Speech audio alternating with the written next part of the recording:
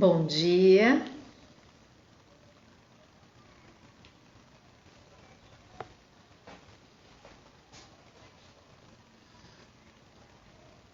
Bom dia a todos que estão chegando, que também vão ver depois. Mais uma live aqui da série sobre diferentes formas de comunicação. Bom dia, André. Hoje eu estarei aqui com o terapeuta André Lucas. Vamos falar da comunicação com os espíritos, mas também dos sinais que o universo nos manda. Bom dia. O tempo todo e muitas vezes nós estamos ali correndo no dia a dia e não prestamos atenção. Então, o intuito dessa série de lives é justamente mostrar as diferentes formas de comunicação que existem e como nós ficarmos mais atentos mesmo a esses sinais. Vou chamar aqui.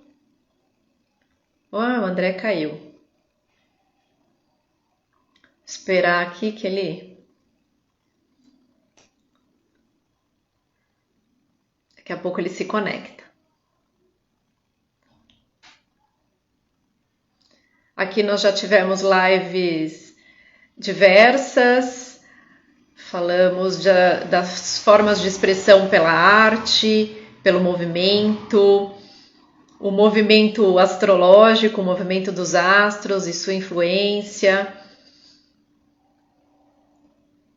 E hoje justamente trazer essa forma de comunicação mais sutil, que ela é mais desafiadora mesmo para nós percebermos, mas quando nós nos silenciamos, alinhamos melhor com a nossa intuição, nós conseguimos perceber esses sinais, ouvir o que o universo está nos dizendo. Bom, aguardar aqui mais um pouco que ele estava aqui.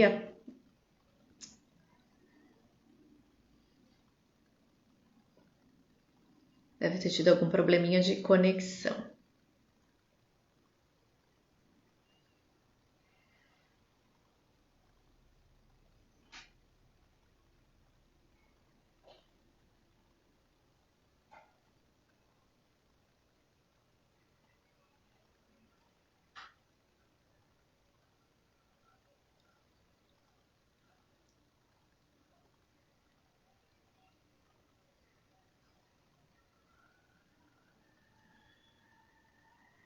Ah, voltou, então vou te chamar aqui.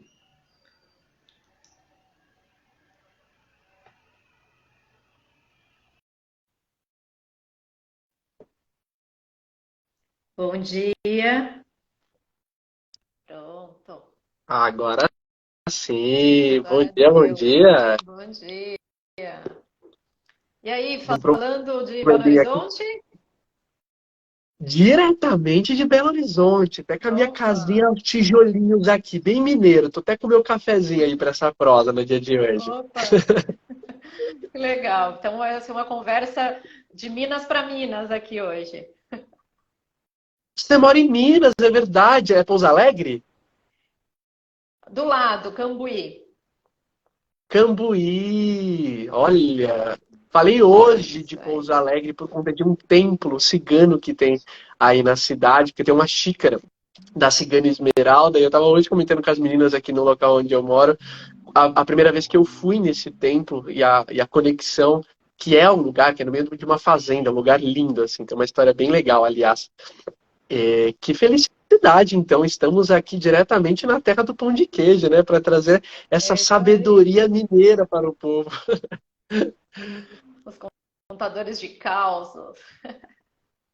Se tem um povo que é bom para contar causa, é o povo mineiro, né? Você vai saber É isso muito bem aí. disso, Bom, principalmente nas pracinhas. pessoal bom de prosa. É bom. Tem as fofocas? Tem, mas tem as prosas boas. Tem, tem. Não, mas é isso que é gostoso. Eu tenho aprendido isso.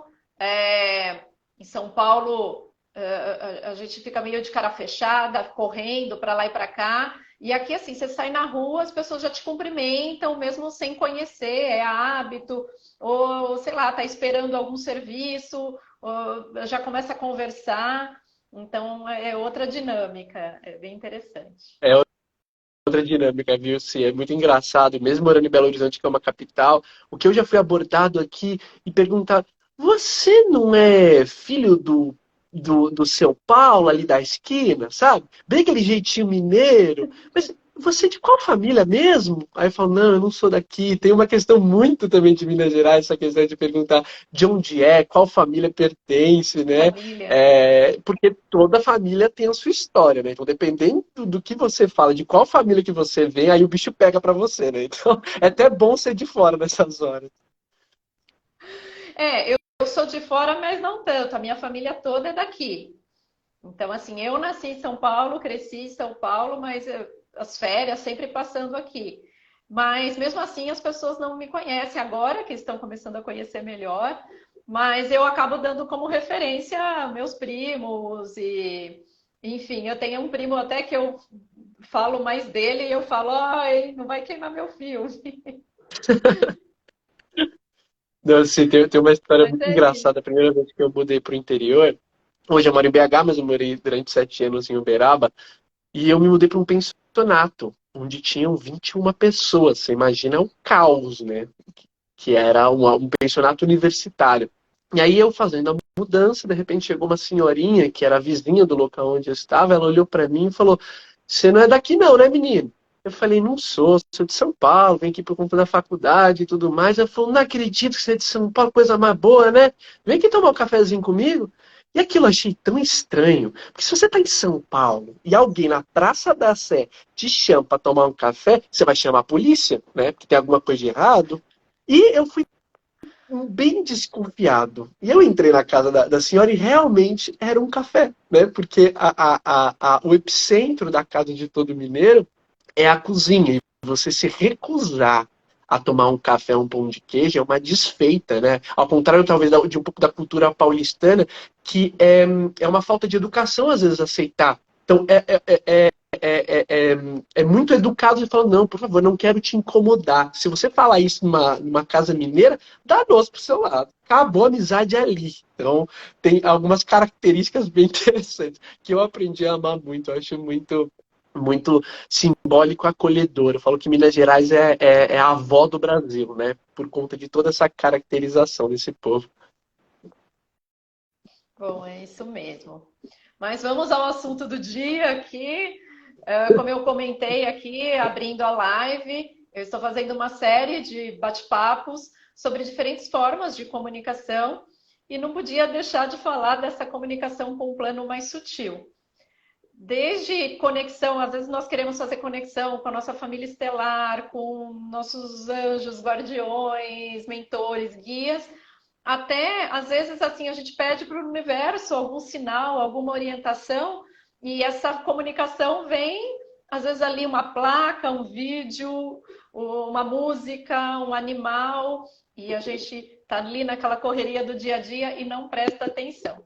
E aí eu falei, eu vou chamar o André, que eu sei que o André tem boas histórias para começar, para contar isso aí, mas se você quiser começar falando aí de você, a sua trajetória aí dentro do autoconhecimento, da espiritualidade, fique à Primeiramente, vontade. né, bom dia. Eu já começo falando, porque eu amo falar e amo escutar também. Então, aliás, é muito do povo mineiro isso também, né? E acho que toda a minha trajetória dentro do processo de autoconhecimento começou dentro do lar, que eu acho que a nossa casa é o maior campo de aprendizado, é onde a gente vê de forma prática a espiritualidade. Independente do epicentro que a nossa estrutura familiar traz, né? Epicentro religioso de conhecimento.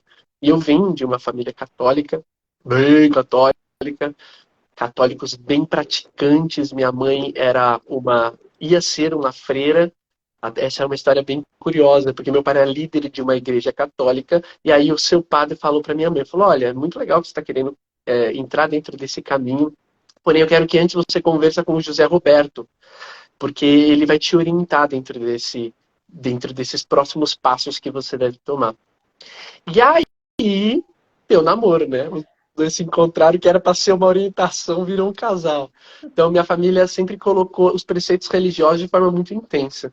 Porém, chegou um determinado momento da minha vida que eu fui entender que há diversas formas de comunicação da espiritualidade e não existe uma faceta errada e nem uma faceta certa, e sim aquilo que você compreende enquanto comunicação do todo, né?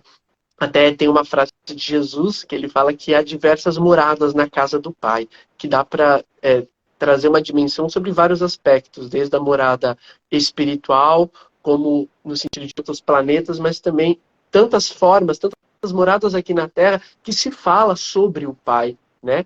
E aí, com os meus 18 anos, 17, 18 anos, eu fui em busca aí dessas variadas formas de comunicação, e todas, vou ser bem sincero, me agradou demais. Cada um sobre algum aspecto, desde a igreja evangélica, que aliás é algo que eu estava conversando com a minha mãe nesse final de semana, que de tudo aquilo que eu conheci dentro das religiões, eu nunca vi uma religião tão acolhedora. As pessoas, se você chega numa igreja evangélica, as pessoas sabem seu nome, elas querem saber sobre você, elas te acolhem, que isso é algo muito legal.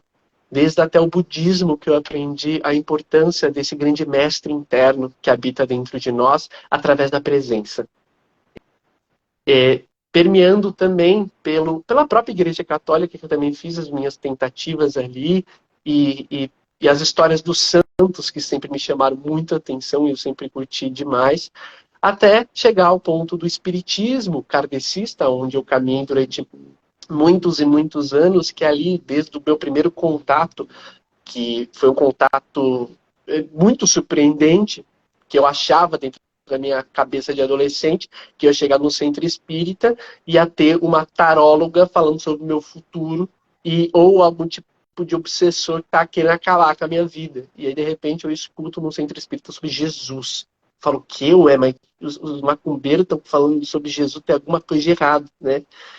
E aí começou meu processo de desconstrução, né? Porque muitas vezes a gente tem um entendimento de comunicação da espiritualidade sobre os conceitos culturais, familiares, né? E de tantas outras percepções. E aí onde eu caminhei durante muitos e muitos anos, até chegar ao ponto de onde, alguns anos eu me considero um espiritualista, onde eu tento aprender um pouco com essas variadas comunicações que Deus nos traz, né?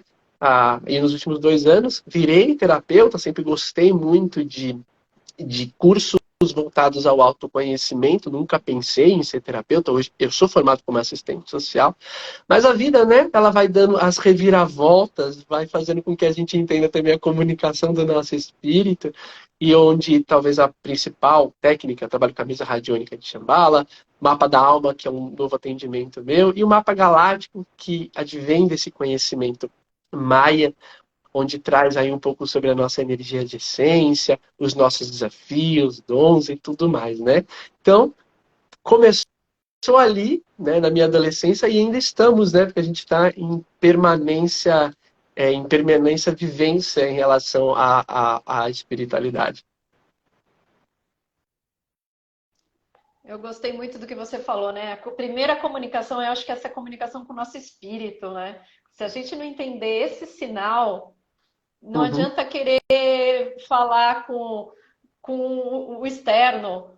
É isso que eu trago muito no meu trabalho, né? O primeiro alinhamento, às vezes a gente quer falar bem, quer escrever bem, quer fazer um monte de coisa, mas se a gente não se alinhar internamente, e essa busca é muito interessante, a caminhada que você fez, até a hora de entender, tá bom, eu me entrego ao terapeuta.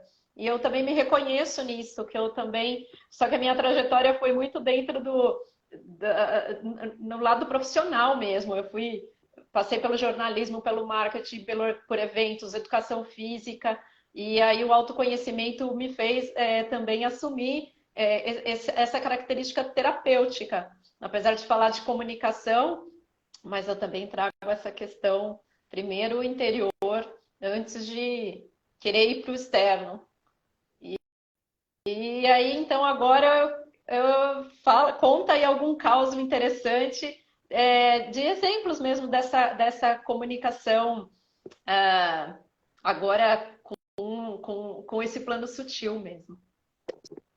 Você trouxe, acho que um ponto muito, muito importante, viu, porque tem um Kim que chama Kim do Vento. E todo Kim tem três palavras-chave. A primeira palavra-chave desse Kim é comunicação. Segundo, espírito. E terceiro, alento. E eu gosto muito dessa energia porque ela nos traz uma consonância de como nós devemos nos comunicar através do nosso espírito. A gente coloca conceituações, né, de que certos padrões, certas falas, certos estilos de comunicação são coerentes. Se eu não atinjo isso, eu não consigo entender ou trazer a minha comunicação de alma para as pessoas. E falando sobre espiritualidade, né, como que foi tratado isso ao longo de toda uma história da humanidade? Um Deus, um Jesus, uma espiritualidade extremamente distante de mim. Então eu precisava de um intermediário para chegar ao todo. Então, chegar ao ponto de falar, nossa, nessa manhã eu vou tomar um cafezinho com Jesus Cristo e ver como que o preto velho tá. Sei lá. A gente é incoerente. Como você vai conversar com Jesus? Jesus tem mais o que fazer. E quando a gente tem uma outra dimensão, que a espiritualidade é íntima, ela busca a todo momento a intimidade do nosso ser e o quanto nós estamos aqui para desenvolver através da fé dessa comunicação, que a gente vê isso de forma latente, isso se torna, aí vem essa terceirinha palavra-chave, alento. Alento é o quê? É conforto da nossa alma. E é tão legal quando a gente se coloca à disposição de saborear novas formas de entender isso. Porque a oração, né? O que é orar? É a conexão através da ação. Sempre foi se dado através de mantras, né? Como Pai Nosso, Ave Maria, ou formas muito específicas de se comunicar. E não que não seja uma comunicação também, né? Porém, quando a gente se coloca enquanto vulnerável à espiritualidade, o que é ser vulnerável quando você acabou um relacionamento? Você não chega para tua amiga e fala, venerável amiga, estou passando por situações extremamente complexas, peço o teu amparo. Se a gente não fala isso com a nossa amiga, por que a gente fala dessa forma com a espiritualidade? Que precisa de todo um contexto muito específico para que isso se dê. Né? Então eu preciso estar ou num templo, ou na minha casa, em silêncio, com um mantra. Não vou negar que isso facilita, lógico que facilita. Mas muitas vezes na estrutura da nossa vida, a gente não tem tempo para isso.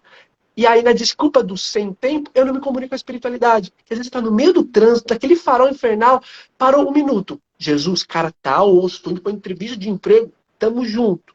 Né? Tem até uma historinha que eu gosto muito, que eu já contei algumas vezes, mas eu não me canso de contar, porque para mim foi a historinha que modificou muito a minha relação com a espiritualidade, que foi do Seu Zé. O Seu Zé, ele todo dia ia para a igreja.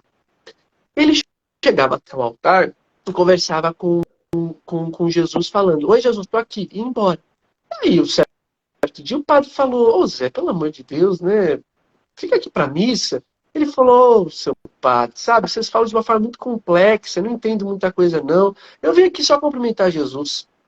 Porém, seu Zé, ele era uma pessoa extremamente alegre, todos amavam ele na comunidade. E nisso, ele não apareceu um certo dia, as pessoas começaram a ficar extremamente preocupados. Falou, meu Deus, cadê o seu Zé, né? Tá aqui todo dia. E aí o seu padre foi procurar.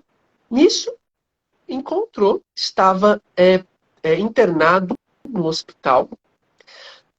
E nisso ele vai conversar com a enfermeira. Falou, o que aconteceu com o seu Zé? Falei, então, o seu Zé foi atropelado, tá passando por uma situação super difícil, mas agora ele se encontra bem. E aí ele foi conversar com o seu Zé. Falou, seu Zé, pelo amor de Deus, você se cuida, homem. Deixa eu entrar em contato com algum familiar seu, porque não tem como você ficar aqui 30 dias nesse hospital, que é o período que você vai ficar sozinho. Aí ele falou, você pode ficar tranquilo, seu padre. Minha família quase toda faleceu, grande parte é do Nordeste. Eu tô bem, vem um amigo meu todos os dias aqui. E aí, o seu padre ficou mais tranquilo, a enfermeira estava no ambiente, e ela falou, cara, mas eu nunca vi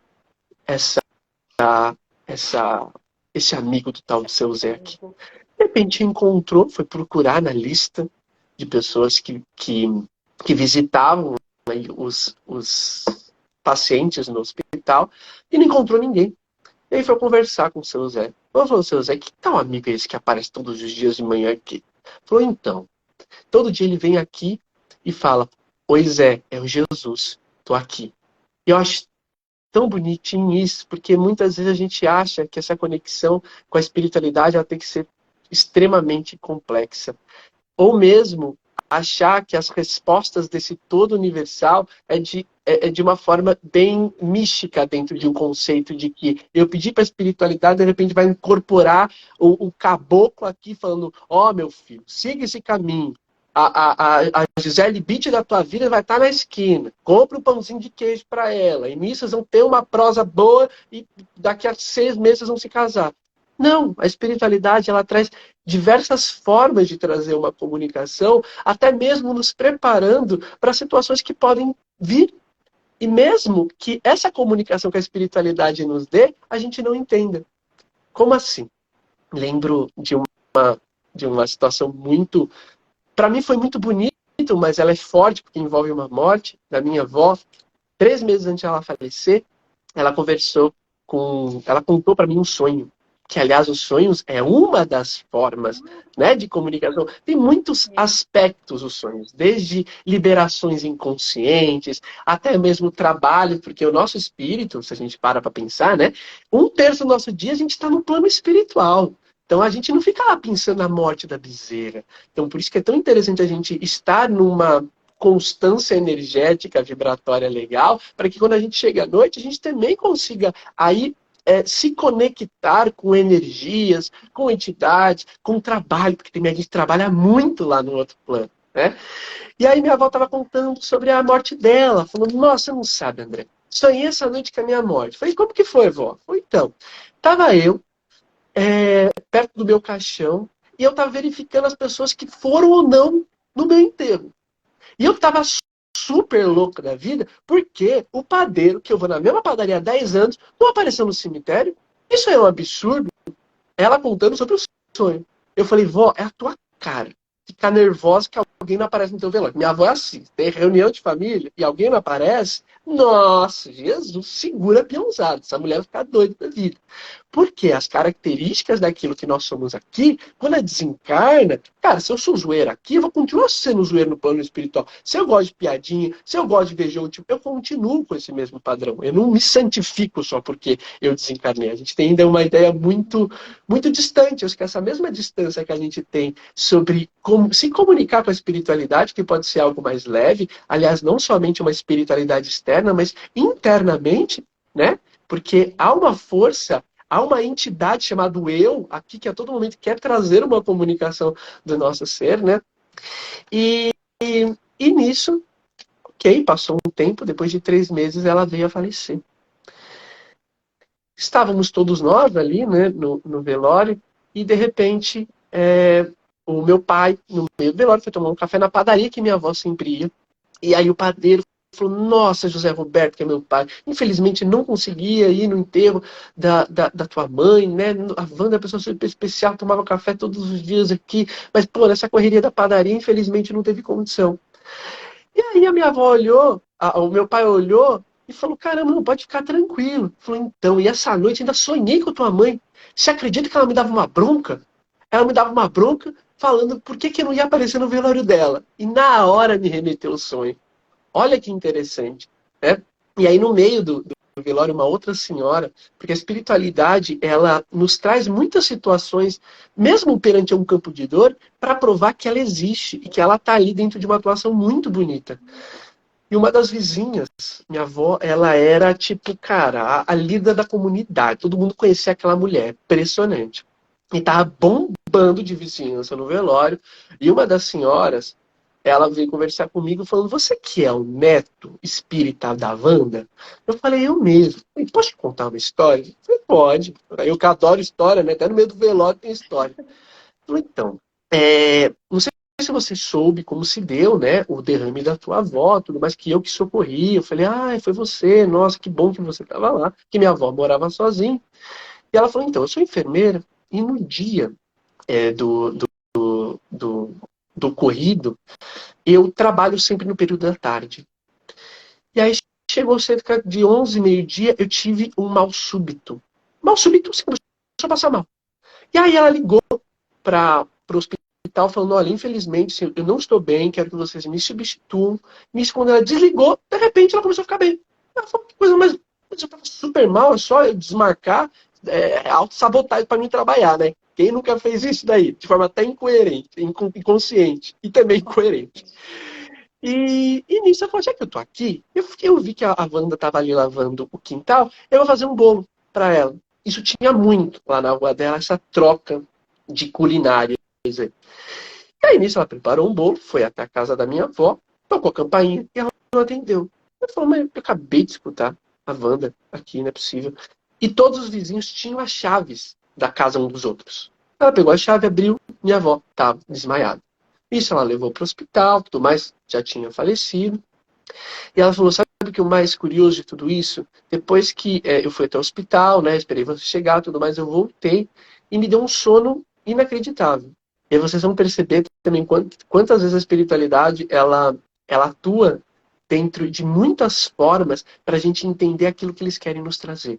E muitas vezes no meio da tarde, né? A gente tem alguns súbitos do sono, ou até mais cedo. A gente tem costume de dormir meia-noite, de repente, das 9 horas da noite, você sente aquela coisa. E aquela coisa, às vezes, é um chamado do teu próprio espírito, falando, cara, você precisa trabalhar, você precisa estar mais relaxado para a gente conseguir também se comunicar. Te Porque, acessar. e aí, sim, a importância também de a gente dormir e ter todo um preparo para que também a gente esteja aberto a essas formas de comunicação, né? E aí, nisso, a vizinha da minha avó dormiu, né? E ela sonhou com a minha avó. E minha avó agradecia. Falou, olha, o meu grande medo de falecer era que meu corpo ficasse ali apodrecendo durante muitos e muitos dias. Que bom que você escutou o meu chamado. Porque na hora que ela teve um mal súbito, minha avó já tinha falecido. Olha como é lindo essa forma de comunicação quando a gente está aberto. E vai ser sutil, a espiritualidade é sutil. A gente ainda acredita numa forma de comunicação, de novo, da materialização de um espírito te trazendo algo. E às vezes tem tantas outras formas que quando nós pedimos, nós oramos, né, nos conectamos. Tem até uma passagem de Jesus que fala: "Pedi e obtereis", né? E a gente fala, meu Deus, eu tô 6 meses pedindo tal coisa e até agora a espiritualidade não me trouxe nada. Às vezes a espiritualidade trouxe tanta coisa, mas a gente também tenta viabilizar os nossos pedidos aguardando uma resposta perante aquilo que nós queremos receber, né? E às vezes a espiritualidade não vai nos dar exatamente isso, mas ela vai nos direcionar para outro caminho. Mas a gente está tão fechado naquele exato ponto de não, eu preciso ir mudar para Minas Gerais, eu preciso encontrar um bom emprego. E tem tantas outras formas que a espiritualidade fala, cara, agora ainda não é isso. O emprego que você está tanto buscando dentro do seu amo não é ainda. O namorado que você quer tanto nesse exato momento ainda não é. Porque tem uma comunicação do todo. E somente, aí eu lembro do budismo, somente através da presença que a gente consegue se conectar com isso. Né? Meu, desenfreei a falar, se pode comentar, desculpa. Não, eu estou adorando as histórias, está me trazendo coisas aqui, porque também essa questão foi bacana aí da vizinha da sua avó, dela não só ter observado o sinal, como ela também ter se respeitado, porque quantas vezes a gente, não estou bem, e a gente passa por cima dessa, às vezes daquele mal-estar, daquela indisposição, porque eu tenho que ser produtivo, eu tenho que ser o tarefeiro, o fazedor, e eu tenho que ter minha agenda fixa, por isso que eu adoro o sincronário, porque não tem agenda fixa. Todo dia eu acordo, vou para academia, vou para o trabalho e a gente é inflexível, né? Não consigo mudar, não posso mudar uma vírgula. Se a rua que eu vou todo dia estiver interditada, pronto, acabou meu dia, né? O desviar, vou ter que pensar em outra trajetória. Então, foi bem interessante. Outra coisa que me veio, aí agora eu que vou contar um caos aqui, no você fala da questão do vento, e hoje ele é o guia, né, do dia, Sim. e a questão, eu tenho uma conexão muito forte com os sonhos, e antes de me mudar aqui para Minas, eu tive um período em que, assim, todo dia antes de deitar, eu fazia uma oração e pedia, assim, como que eu posso ser melhor, como eu posso melhorar, algumas frases no sentido de parecida com barra de axis.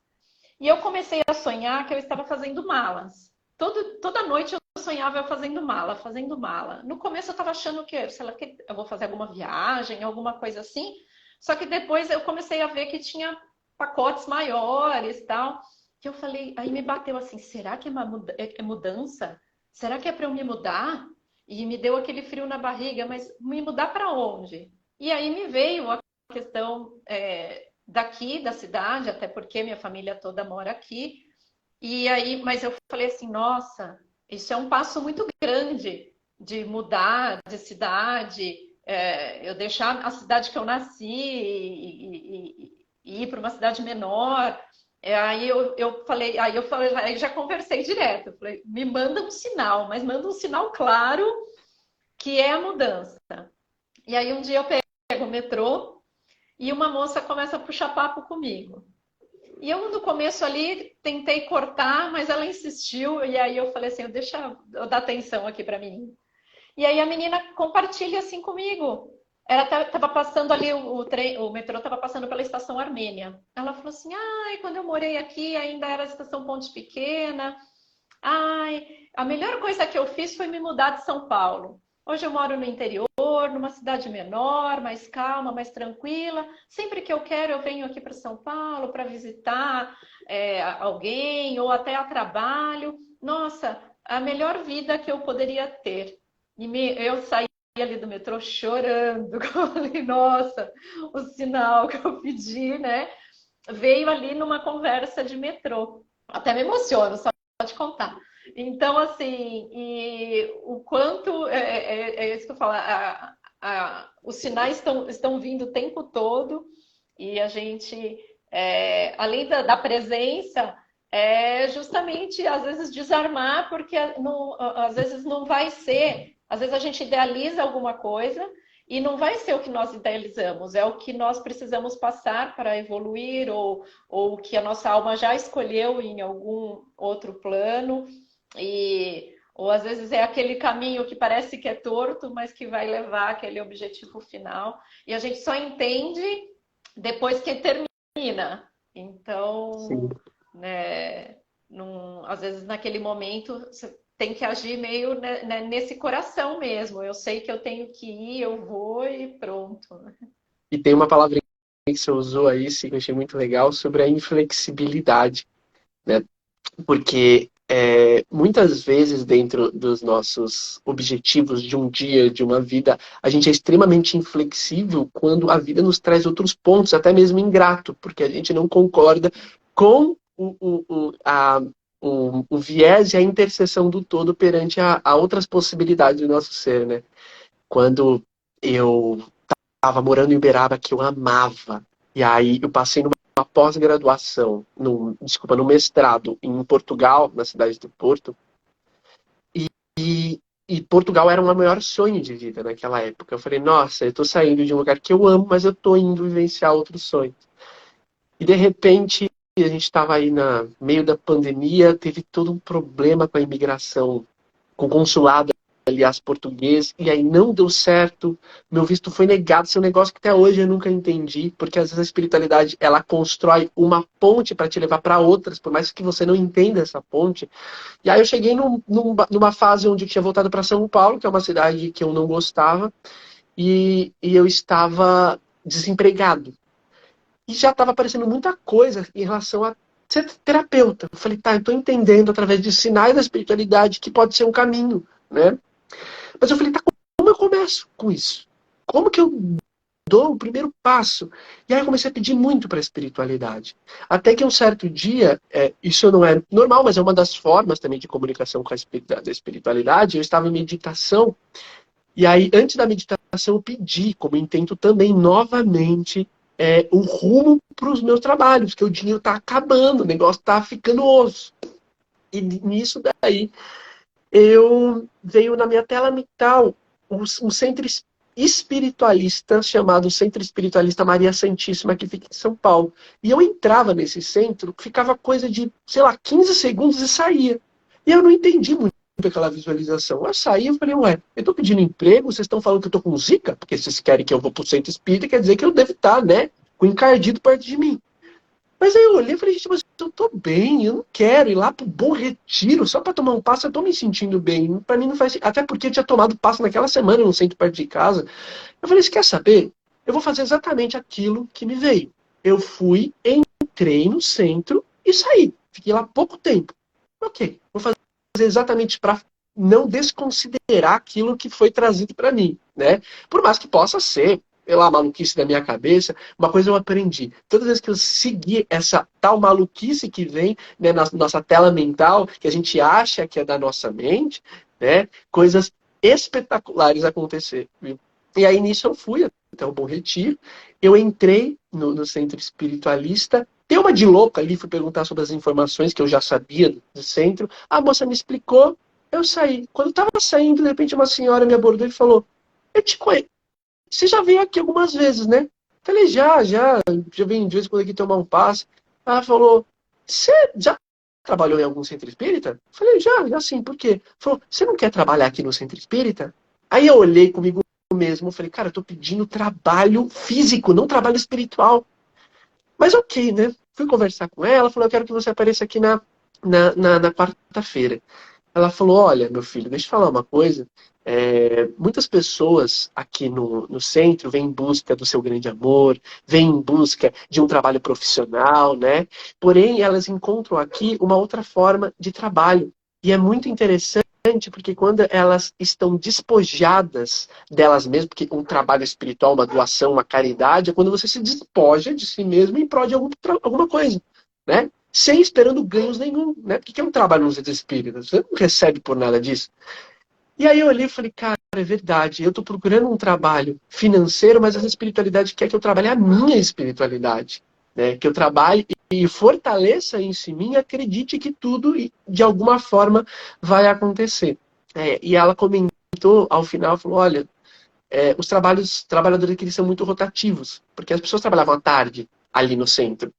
Então, muitas pessoas começam ali, de repente arranjam algum emprego, ou acontece alguma coisa, algum tipo de mudança, e elas saem. Eu não acredito que você vai ficar muito tempo aqui. Foi muito engraçado, porque eu fiquei lá 5 meses só. Depois disso, muitas situações foram acontecendo, aí é onde sim meu trabalho como terapeuta fluiu.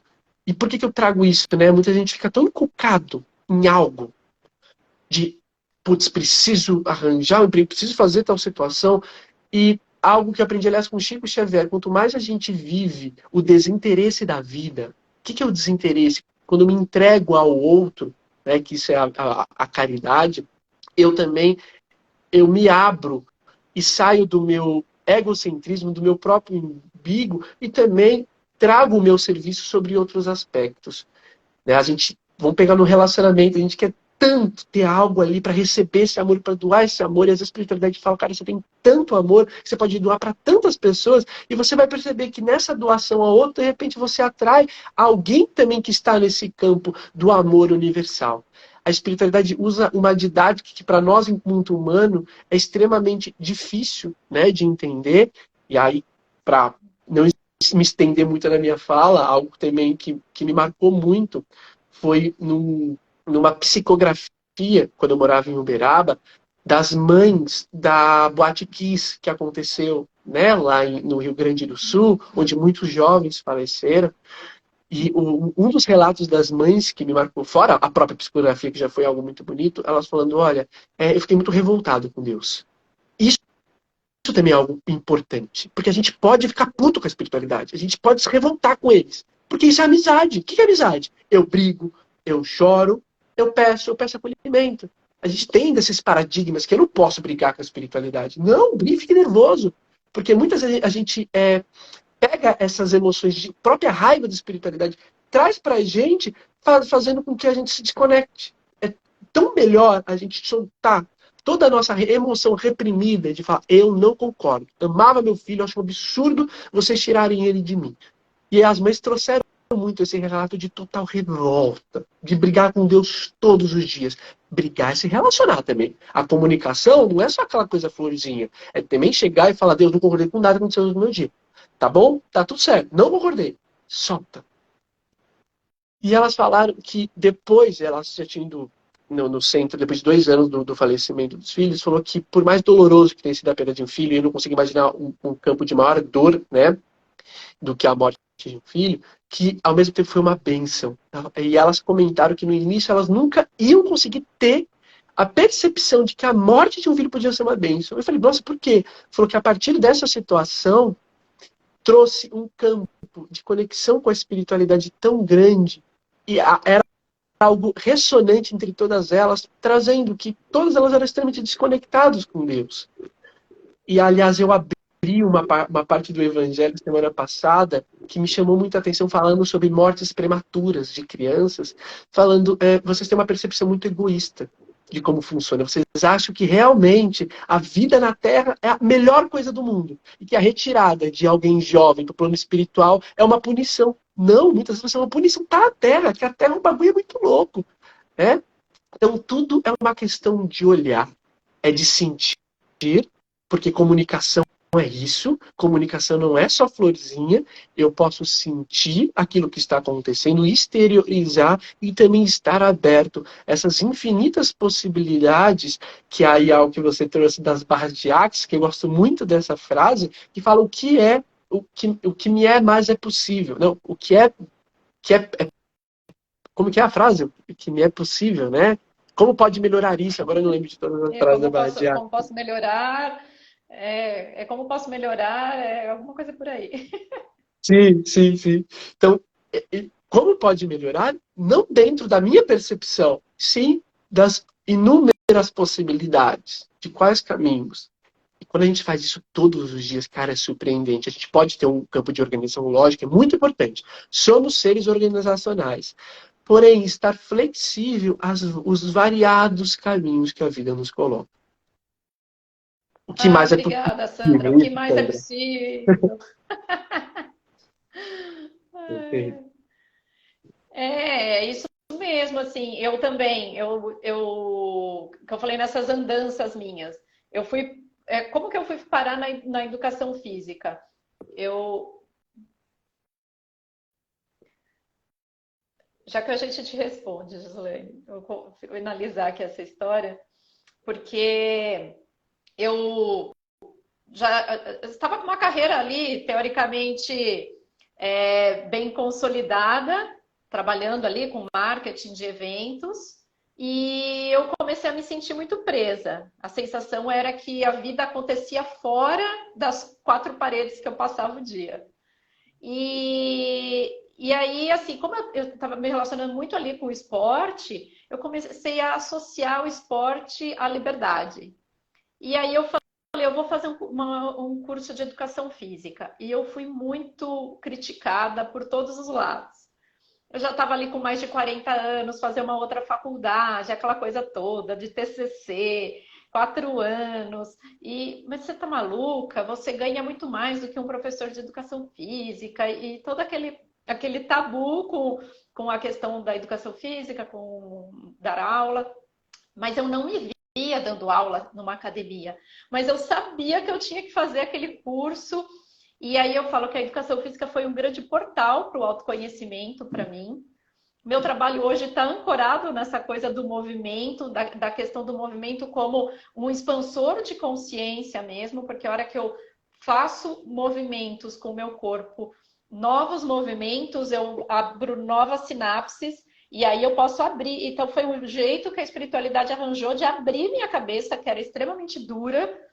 Eu era bem flexível, era cética, zero espiritualidade. Então eu precisei quebrar todo esse gelo pelo corpo para poder receber as orientações do autoconhecimento. E agora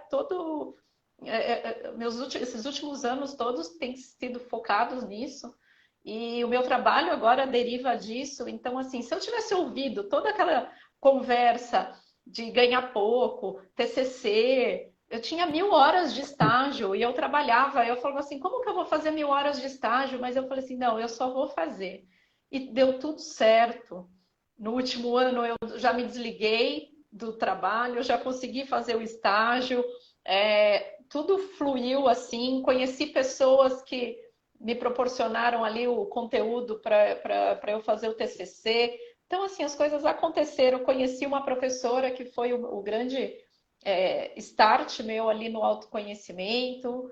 Então, assim, foi ali. Aí eu falo, nossa, precisei passar por tudo isso para entender o que que era. Mas eu fui. Então, essa coisa de ouvir essa vozinha e deixar o ego e às vezes a opinião alheia de lado também é importante. Perfeito, sim, perfeito. E quando a gente entra um novo desafio, um novo caminho, isso impacta muito no nosso ego, porque o nosso ego ele quer nos segurar, o nosso ego tem medo, ele veio para nos proteger. Por isso que eu não gosto muito da frase que trazem de matar o ego. A gente não consegue matar o ego. A gente consegue quebrar as distorções do nosso ego. O ego ele está ali, né, a todo momento. E quando a gente entra num novo campo profissional, por exemplo, a Gi, né, falando sobre estaca zero, a gente entra num campo de insegurança tão grande e de confusão mental de forma tão intensa, né? E aí trazendo até novamente aquilo que eu trouxe sobre aquele momento da minha vida que eu fiquei, cara, tá, eu tô sendo terapeuta, as coisas não estão acontecendo. E qual que foi o grande ponto da espiritualidade? Saia do seu autocentralismo interno e se doa ao outro. Quando a gente se desfoca, né? A gente sai daquele ponto. Aí como que eu consigo cliente? Ai, meu Deus. Lógico, faça a sua parte. Se você trabalha com terapeuta, faça suas publicações, se sente fazer live. Ok, isso é uma coisa, isso não isenta do nosso trabalho. Mas o campo da prosperidade e da abundância é um campo. Não é um campo mental. De, ó, tô aqui, hein? Quero prosperidade, hein? Cadê o cliente? Pelo amor de Deus. Quando a gente sai disso e entra na estaca zero do nosso ser, daquilo que nós precisamos vivenciar para desenvolvimento, vamos pegar uma semente, né? Tem sementes na nossa vida, projetos, que demoram 15 anos como um IP. Tem outros que são mais rápidos, mas muitas vezes devido a toda uma estrutura da sociedade que quer que a gente produza agora, aconteça agora, a gente não consegue ser compassivo para conosco mesmo. E aí entra até mesmo na própria desistência. Né? Se você pega a história de todos os líderes religiosos, políticos, econômicos de projeto, é algo unânime. Todos eles tiveram um bom tempo, de muitos fracassos, de muitas derrotas, porque tudo isso foi um campo de amadurecimento para que chegasse a tal ponto. Né? Vamos pegar próprio Jesus Cristo.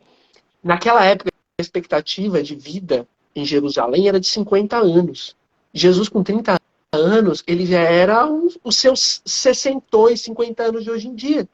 Por que ele não começou a despertar com 18, com 15, com 16 anos? Não, ele já era, com certeza, uma pessoa diferente. Né? Mas qual foi o ato dele de ir para o deserto? Também ele não sabia muita coisa daquilo que ele veio fazer. Exatamente.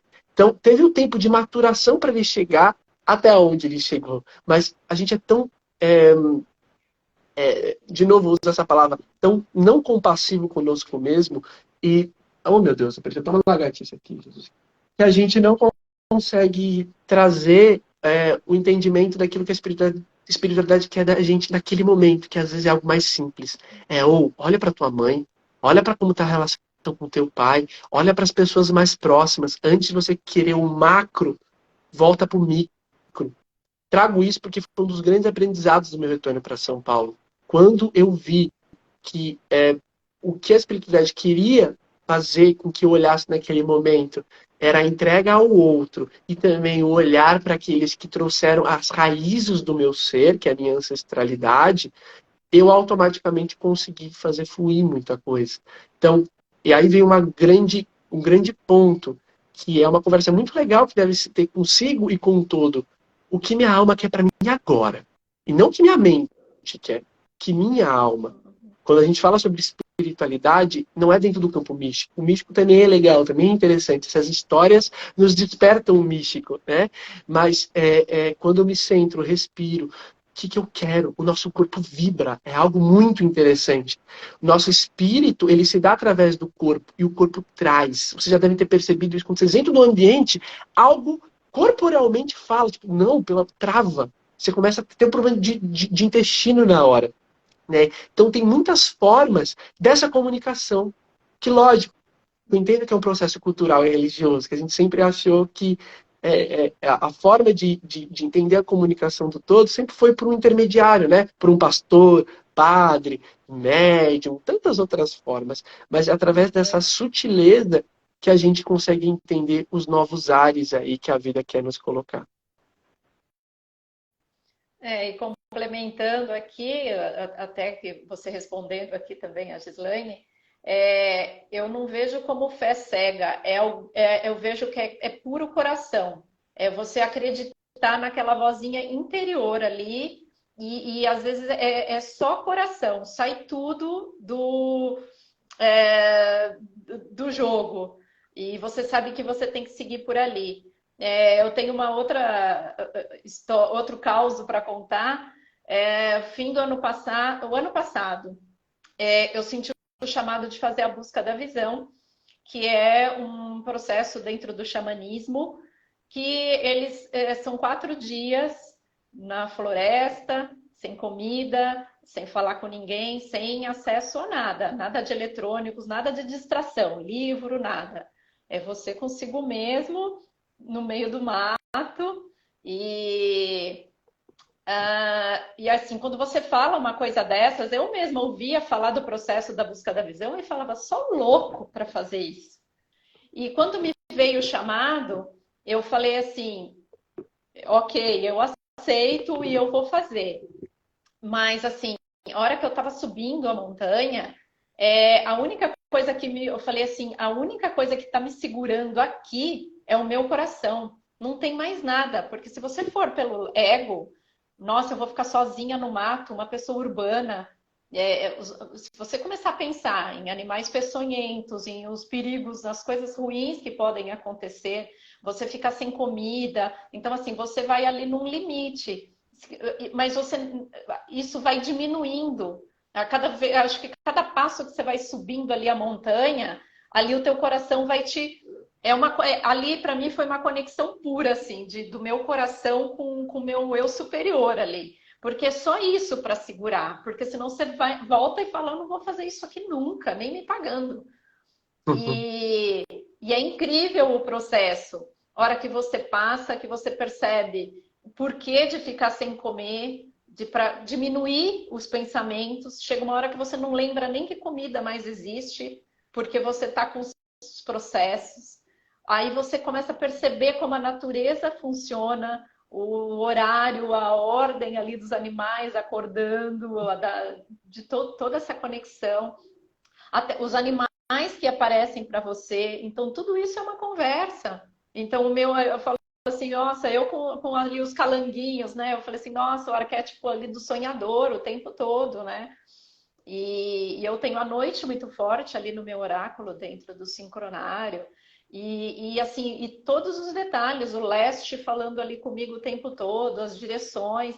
E você vê que aí, assim, foi um grupo, claro, mas só que cada um fica num ponto, ninguém tem contato com ninguém. E cada um passou por um processo completamente diferente do outro. E de coisas, por exemplo, noites que choveram, eu estava num lugar que estava totalmente fechadinho e pessoas que se molharam inteira. Então ali cada um tinha que resolver a questão com a água, né? Então assim, tudo isso eram indícios. E eu já estava num lugar tão fechado que eu já tinha pouca vista. Então já não era nem para eu me distrair nem com a vista do lugar. Todo mundo fala, eu tinha uma vista aberta. Não, a minha vista era fechada. Por outro lado, a hora que choveu, eu estava mais protegida. Então, são experiências assim incríveis que a gente só passa quando a gente se entrega e tira esse medo, essa coisa do vou fazer isso que eu nunca fiz, ou nossa, mato, mas e se aparecer uma cobra? Né? E em nenhum momento eu vi cobra. Ela pode até ter passado, mas eu não vi. E são experiências assim que eu falo, ainda bem que eu fui para ver o que é estar 100% no coração e ter a mente quase inoperante ali. Não tem energia para ela, então fica meio um vácuo, assim. Sensacional. Perfeito, você falou sobre até o jejum, né? Quando eu vim de uma família católica, né? Então essa prática é muito comum, porque se fala muito no evangelho. E eu nunca entendi. Eu falei, que parar de comer durante 12 horas, 24 horas vai me modificar espiritualmente? Eu acho que a gente tem que se modificar no dia a dia nas condutas. Porém, como você trouxe, né? Eu acho que tudo na vida é uma questão de experimentação. Porque a nossa mente, ela tem isso, né? Quer dizer, a nossa alma, vou fazer um exemplo. Nossa alma passa em frente a uma igreja evangélica e ela sente de entrar. E somente, tá doido? Você, que é um espiritualista, como assim? Vai entrar numa igreja evangélica, o pessoal conservador, blá, blá, blá, blá. Isso é mente. A mente adora não nos permitir novas experiências, né? E até que um dia, quando eu estava fazendo a formação do mapa galáctico lá em Canela, na sede aí do Sincronário das 13 Luas, no mundo, lugar fantástico. E conversando com uma das pessoas que estavam ali, comentou sobre a prática do jejum. Ela falou, cara, o jejum é algo tão, tão forte, porque se a gente pega em estudos científicos, o nosso corpo ele consegue ficar 3 dias sem água e 7 dias sem alimentação. Isso de forma científica. Aí você vai olhar, não, nunca, tá doido, se eu fico 4 horas sem comer, eu infarto. Se eu fico 12, já era. Ele estava trazendo toda uma profundidade sobre como também a nossa mente é doutrinada perante aquilo, que não necessariamente é o nosso corpo que está pedindo, e sim a nossa mente que está ali acostumado de 8 horas tomar café, meio-dia comer e 10 horas da noite jantar. E que é provado que você não vai morrer. Pode ficar tranquilo. 24 horas sem comer, sem beber, é algo ainda mais intenso, mas cola você ficar. E aí eu fui fazer esse teste comigo.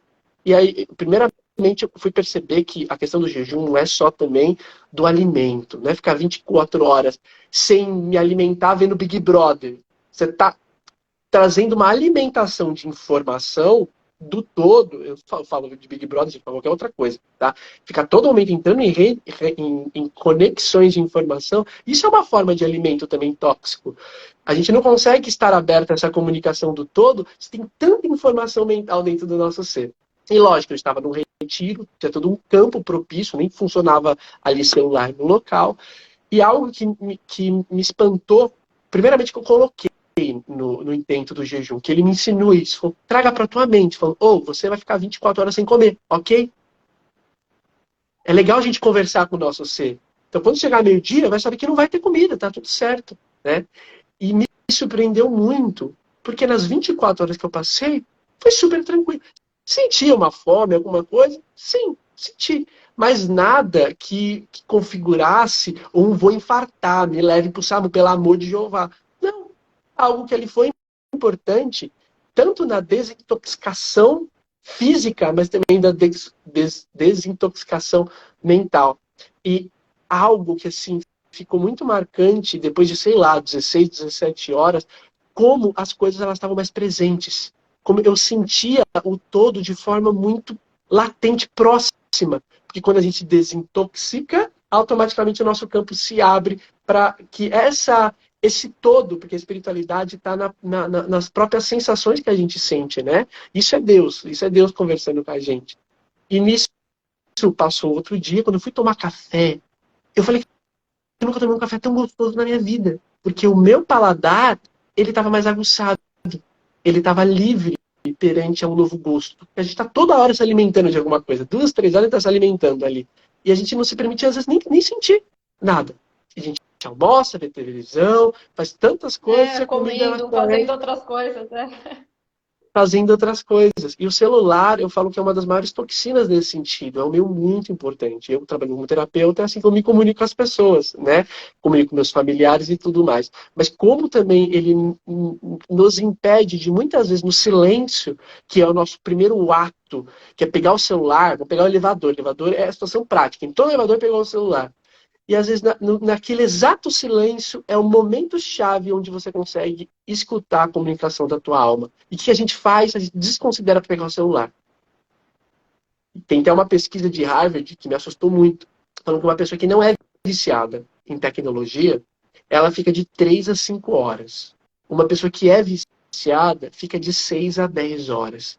Então, no mundo que a gente fala que não tem tempo para nada, essa pesquisa fala, não, você tem tempo. Se você se considera uma pessoa que você não é viciada, você fica de 3 a 5 horas em tecnologia, não se junta televisão, né, celular e todos os meios aí que envolvem isso. Você tem ali todo um tempo. Se a gente analisar friamente, quantas vezes a gente pega o celular por dia realmente que tem uma importância? Vou verificar alguma mensagem que é importante, ou vou mandar uma mensagem para alguém, vou verificar alguma questão do trabalho.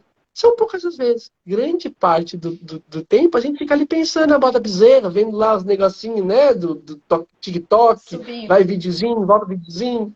Fica nessas besteiras.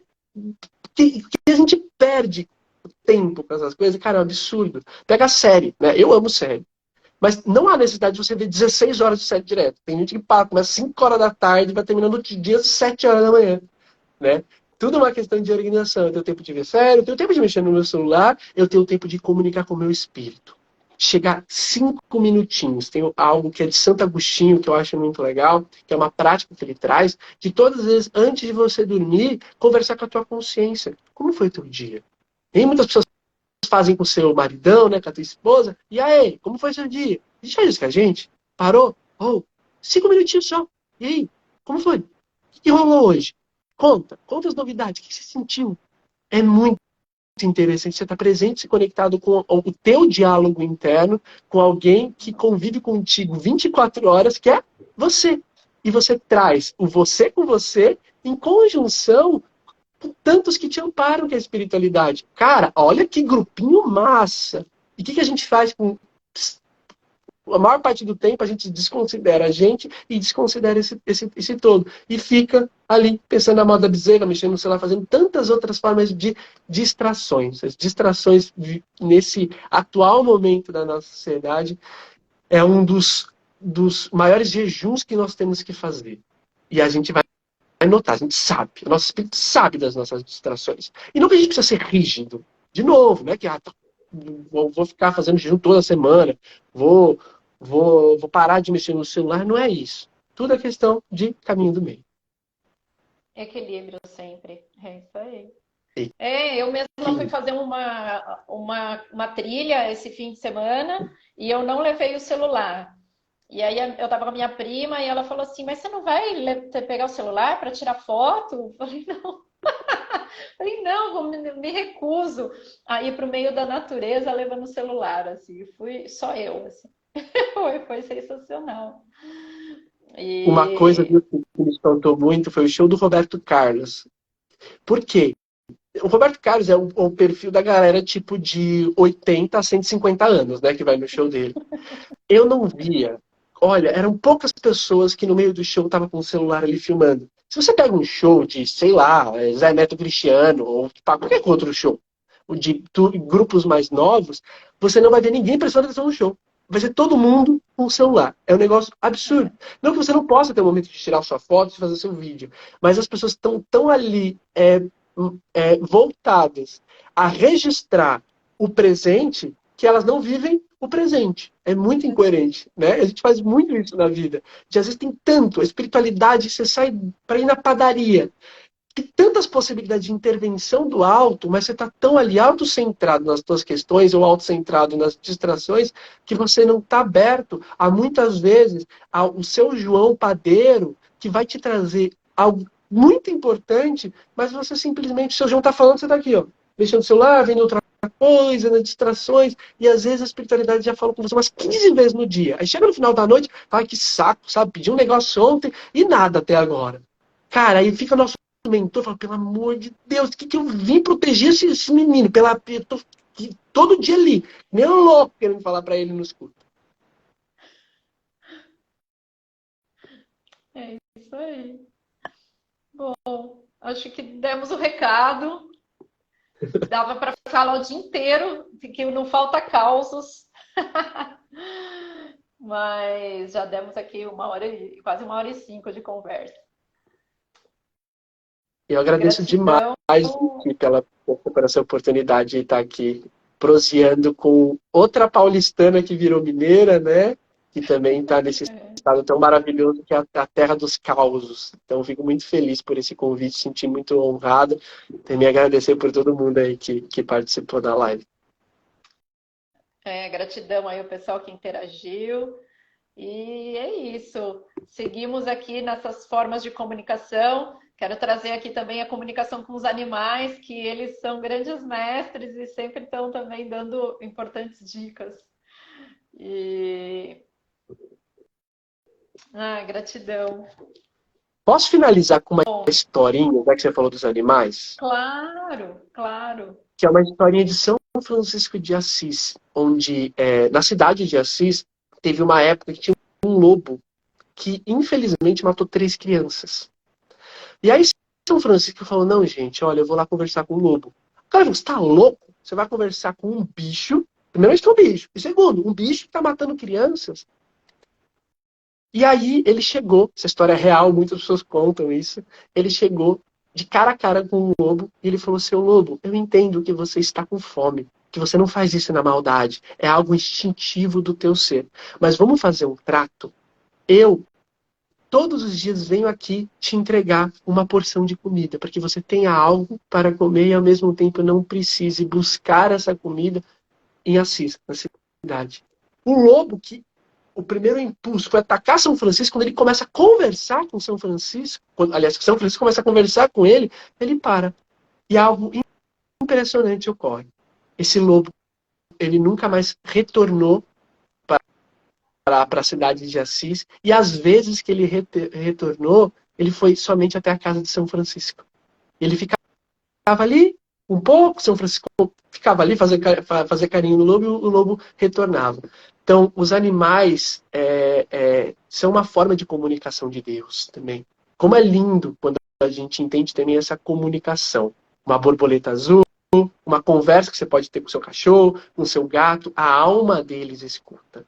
Tem uma divindade muito grande por trás desse campo. São Francisco, não por acaso, é conhecido como santo, né? Da conexão dos animais, porque ele conversava não somente com os animais. Ele falava que a lua era irmã lua, o sol, irmão sol. Ele tratava todo mundo com uma irmandade tão grande que é isso também que é a forma de que a gente consegue se reconectar com o todo. A espiritualidade está na natureza. Não é uma questão só mística, é uma questão de perceber que esse todo está aí à nossa disposição no sentido de formas de trazer essa comunicação tão linda. Sim, sim, se são organismos vivos, são nossos irmãos. Perfeito. Perfeito, para terminar a live com chave de ouro.